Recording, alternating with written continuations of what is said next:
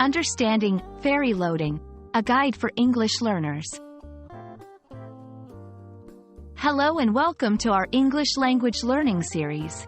Today, we're going to explore the phrase, ferry loading. This term may not be familiar to many of you, but it's quite simple and interesting. Let's dive in and understand what it means and how it's used in everyday English.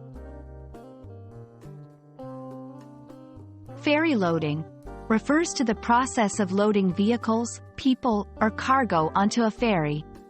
A ferry is a type of boat or ship designed to carry passengers and sometimes vehicles across a body of water. When we talk about ferry loading, we are specifically discussing the act of getting these items or people onto the ferry. This phrase is often used in contexts related to travel and transportation.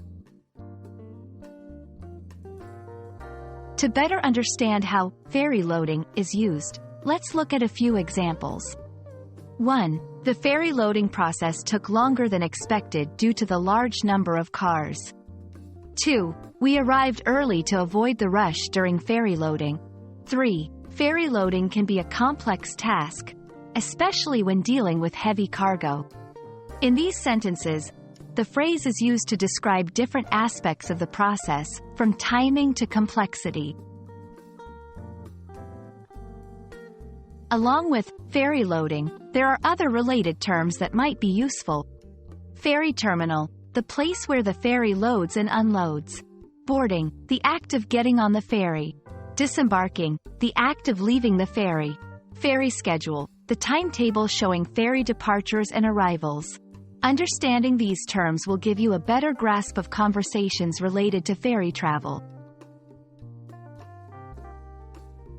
I hope this video has helped clarify the meaning and usage of ferry loading. It's a phrase you might encounter when talking about travel, especially involving water transport. Remember, learning a language involves understanding such specific phrases and their contexts. Happy learning, and see you in our next video.